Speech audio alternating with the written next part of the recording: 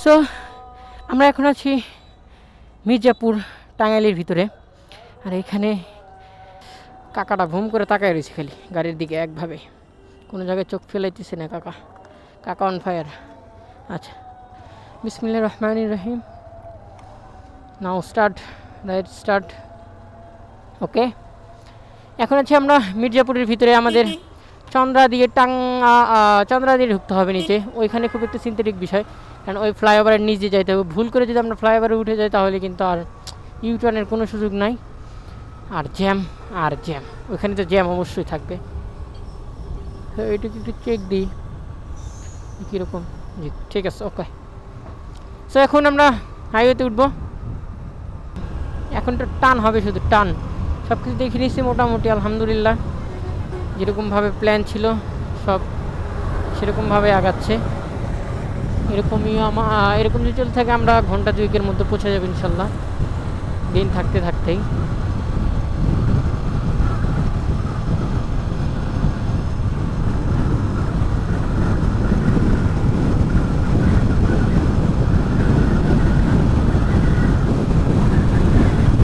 পানি এবং চাটা খেয়ে একটু অন্যরকম এনার্জি মনে হইতেছে, কারণ অনেকটুকু পথ জার্নি করছি। সো আপনারা রাস্তায় যখন রাইড করবেন একটু মাঝে মধ্যে একটু ব্রেক দিবেন, ব্রেক দিয়ে পানি দেন, চা কফি খেয়ে তারপরে রওনা হবেন, কারণ এটিতে আপনাদের ক্লান্তি অনেক পরিমাণে কেটে যাবে এবং একটু স্বস্তির নিঃশ্বাস ফেলতে পারবেন। সো এটাও অনেক পরিমাণের হেল্পফুল হয়। যাক, কোনো রকম চন্দ্রা পার হতে পারবো মনে হয়, কারণ চন্দ্রার এই পাশে জ্যাম নাই, ফাঁকাই আসছি। আমার ম্যাপে যে রুম দেখলাম জ্যাম টুম আছে, এদিকে জ্যাম নাই। যত জ্যাম সিরাজগঞ্জের সাইডে, আর ভিতর দিয়া মনে হয় না জ্যাম আছে। দেখ আলহামদুলিল্লাহ এখন রিল্যাক্সে যাইতে পারবো।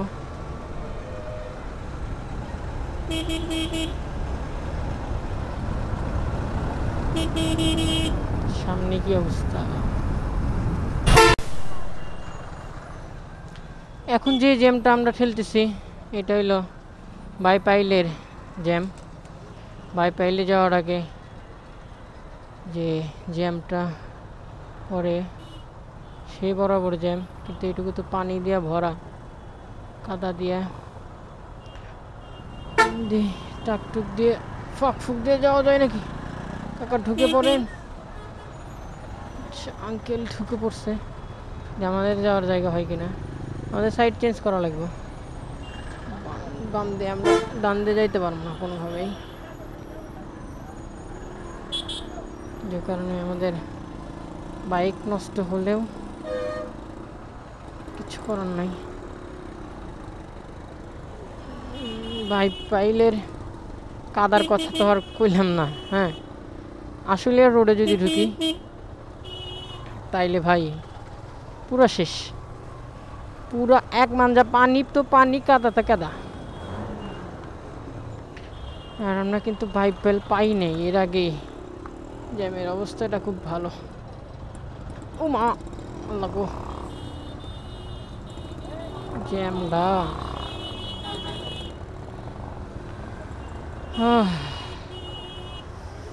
আল্লাহ রহম করো।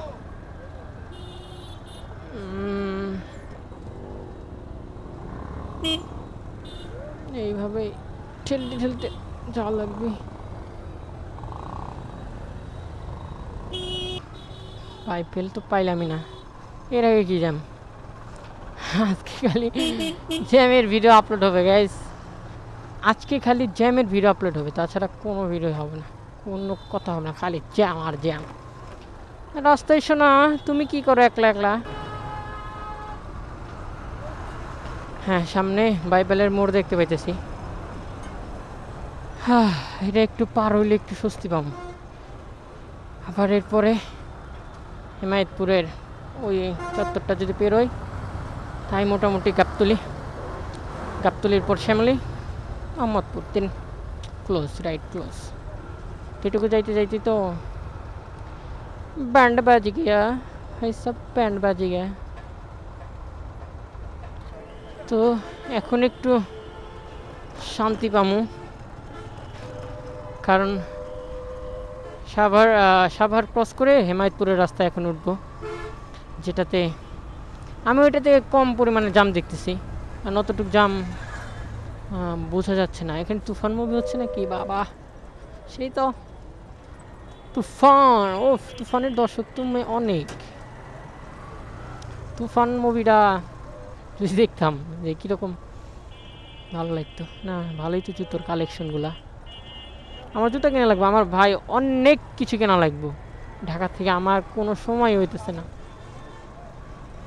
তখন আমরা সরাসরি গাবতলী যাব, তাদের তুফান দেখা ছাড়াই আগে। চাকে চিমুচি শোনা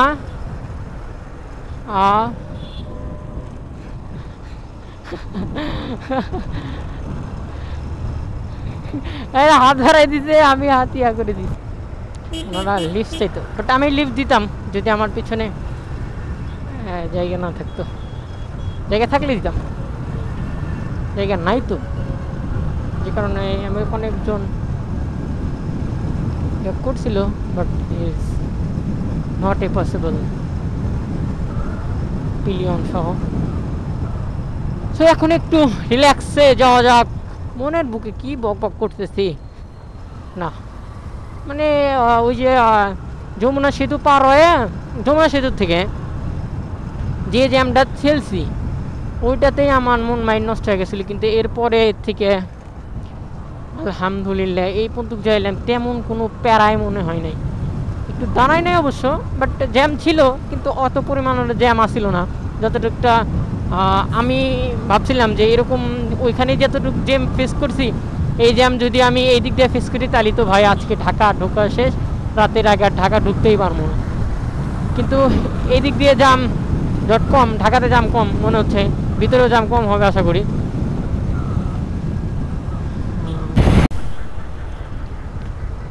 সব কিছু ঠেলে মুলে একবারে ভ্যানিশ করে দিয়ে এমন যাইতেছি গাবতলির পথে। অলমোস্ট গাবতলি বেশি দূর না, সামনেই সামথিং। আর আমাদের আর বেশি দূরও নয় গন্তব্য, টোটাল 15 কিলো সামথিং হবে মোহাম্মদপুর এখান থেকে। আর আমি তো একবারে টায়ার্ড ভাই, আজকে যায় সোজা ঘুমের চেয়ে বিকল্প আর কিছু নাই। জাস্ট যদি ভিডিওগুলো কাটিং করতে পারি আপলোড করে দিব, কোনো রকমের কোনো অজুহাত শুনব না। তো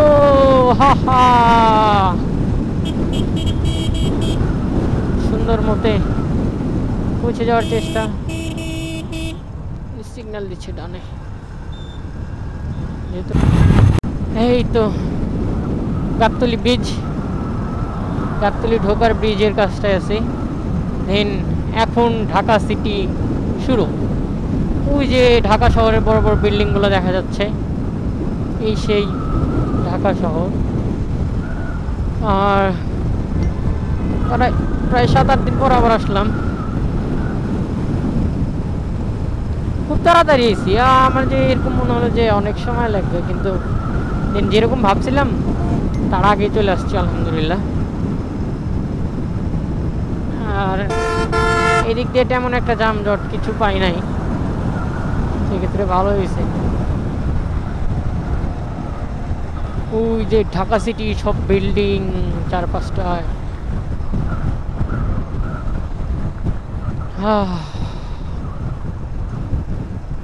কাজ চলতেছে। আর এখন আমরা প্রবেশ করলাম গাবতলী টু ঢাকা সিটিতে।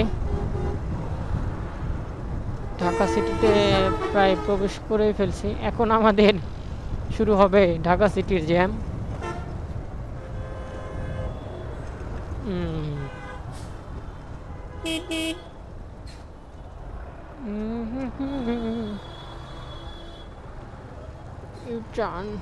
আমরা রিটার্ন করবো না, আমরা সোজাসুজি চলে যাব। দেখবো আজকে এই সময়টাতে আমার আইডিয়া মনে হয় আজকে তো রোববার, সো আজকে এই টাইমটাতে একটু জ্যাম থাকতে পারে, কারণ অফিস আদালত সব কিছুই ছুটি হবে। দেন সবাই বাসার উদ্দেশ্যে রওনা হবে, যে কারণটাতেই একটু জ্যাম খেলা লাগতে পারে। এই রোডটাতে অফিস আদালতের জ্যাম হবে না, এই রোডটাতে ঢাকামুখী মানুষদের যে জ্যামটা সেটা অনুভব করা যাবে। সো যাওয়া যাক এরপর।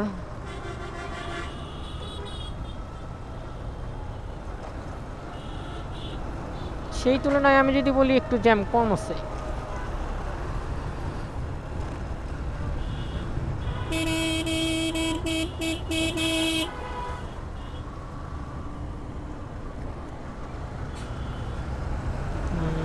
সামনে সিগন্যাল আছে,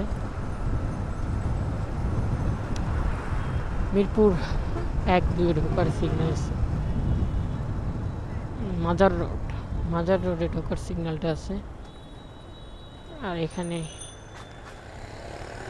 পাঠাও ভাইরা অনেক দাঁড়ায় আছে চার্চ সাইডে।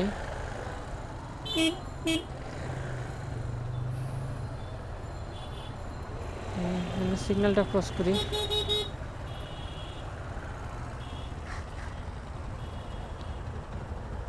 সিগন্যাল দিয়েছে তো ভালোই হইলো, আর বেশি দূরত্ব না, অল্প পথ,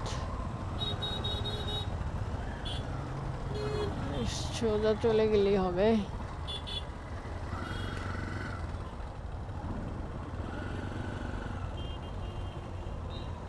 পরে মিরপুর 1-2 ঢোকার সিগন্যালটা, এখানে 2টা সিগন্যাল পড়ে।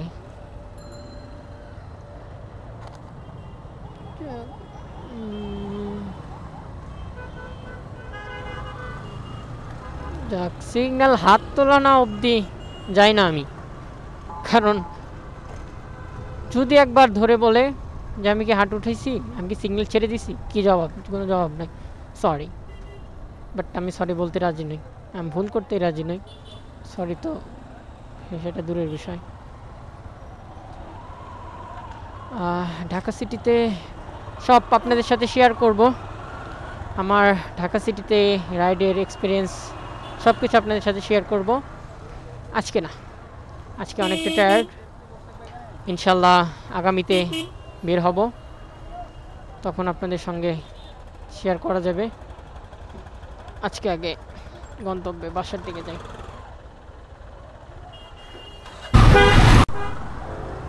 তো সিগন্যাল ছেড়ে দিছে, অনেকক্ষণ সিগন্যালে বসেছিলাম এই সিগন্যালটা, কারণ 2টা সিগন্যাল পরে তো এই সাইডের গাড়িগুলো এই সাইডে আসে, আবার এই সাইডের গাড়িগুলো দেন ওই দিকে যায়, যে কারণে সিগন্যালটা অনেকটাই বড়।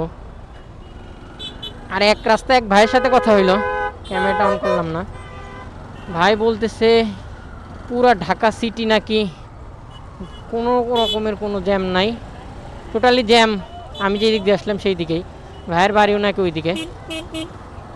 ভাই একটু বললো যে পুরা জ্যাম ওই দিকে ভাই, অনেক কথা হইলো, ক্যামেরার বিষয়ে কথা বললো। তো দেখলাম যে এটা ক্যামেরা অন করে জিনিসটা একটু প্যারামো। এই যে ভাই যাইতেছে, এই যে এই ভাইয়ের সাথে কথা হলো নাকি। আর এখন আমরা, আমাদের আর কোনো প্যারা নাই, আমরা শ্যামলী রাস্তায় প্রবেশ করতেছি, এরপর আমরা মোহাম্মদপুরে চলে যাব। দেন সর্বোচ্চ 15 থেকে 20 minute, 4-5 kilo something.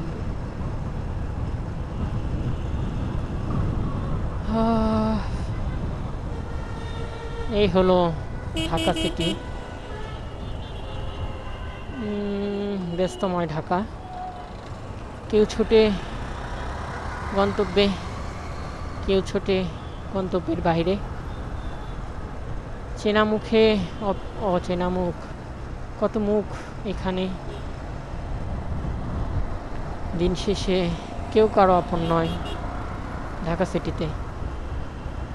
Welcome to Dhaka city.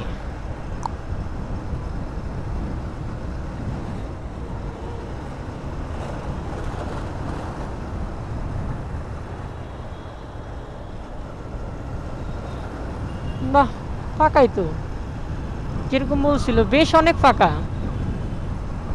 হ্যাঁ, এই সময়টা তো অনেক ভিড় থাকে, অফিস ছুটির টাইম না, অফিস আদালত সব কিছুই ছুটির টাইম, এই সময় তো অনেকটা ভিড় থাকে। তার মানে বুঝতে পারলাম যে এখনও মানুষ ফুল ঢাকাতে ব্যাক করে নাই, যে ক্ষেত্রে সিটিতে একটু জ্যামের পরিমাণের কম। তাছাড়া জ্যাম, এই রাস্তায় যে পরিমাণে জ্যাম ঠেলা লাগতো আগে, প্রচুর পরিমাণে জ্যাম ঠেলা লাগতো। যাক, এই অবধি ভালো মতো যেতে পারলেই হয়।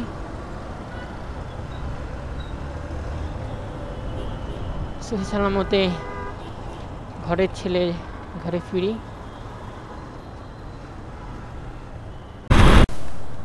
এখন ডানে মোড় নিব, সরকারি Mohammadpur model school college.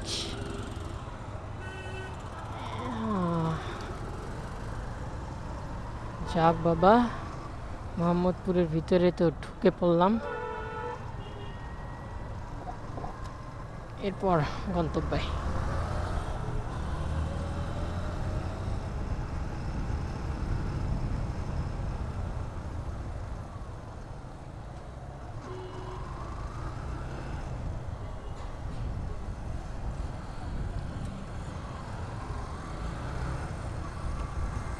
So Mohammadpur তো ঢুকে পড়লাম, এখন ভিডিও এন্ড করে দিই, শেষ করে দিই। এই যে এখানে বেশ কিছু বাইক সার্ভিসিংয়ের দোকান আছে, লাগলে এখান থেকে কাজ করাই।